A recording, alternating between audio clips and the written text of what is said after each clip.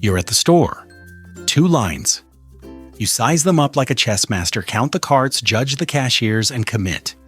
You chose well. You always think you chose well. Then it happens.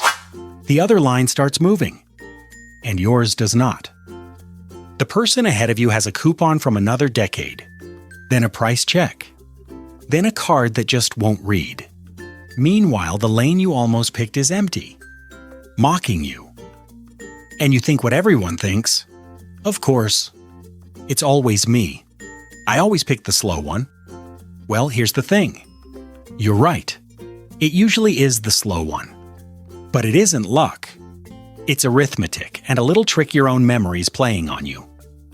So why does the other line always move faster? Your gut has an answer ready. Bad luck. Some people are just line cursed, and you're clearly one of them. Comforting. Also wrong. Because the first reason has nothing to do with you. It's just counting. Picture 3 lines. Yours and 2 others. Same length, same speed. Pure chance which one clears first. So what are the odds your line is the fastest of the 3? 1 in 3, about 33%. Which means 2 times out of 3, at least one of the other lines beats you. You didn't get unlucky. You played a game you were always likely to lose. And it only gets worse with more lines. 5 lines? You're the quickest one time in 5. The more lanes you can choose, the more ways there are to not be the best one. But 33% doesn't feel like your odds. It feels like 100. Like the universe waits for you specifically. That's the second reason, and it's hiding inside your own head. When your line wins, you barely notice. You grab your bags, you leave, you forget. A win is invisible. But when the other line beats you, you just stand there, watching, stewing. For 2 whole minutes, you study the exact people gliding past. That memory gets burned in. So your brain keeps a rigged scoreboard. Every loss in high definition. Every win quietly deleted. There's a name for it: selection bias.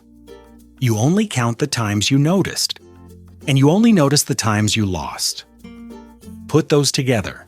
The odds really are stacked against you, and your memory throws out every time they weren't. No wonder it feels like a curse.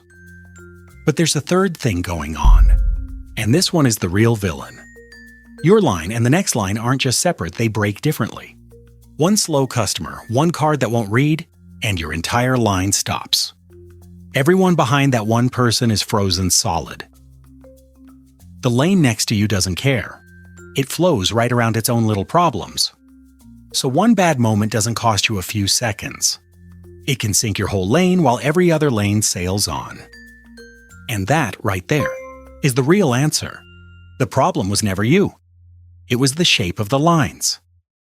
When every cashier has their own separate line, each line is a tiny, fragile world. One jam and that world stops, while the cashier right next door might be standing there idle, with nobody to serve.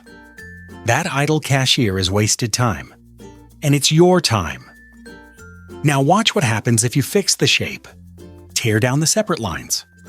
Build one line, a single snake that feeds whoever opens up next. Now one slow customer stalls exactly 1 register. Everyone else just rolls to the next free cashier. No lane to lose. No wrong choice to make. There is no other line. And mathematicians actually proved this.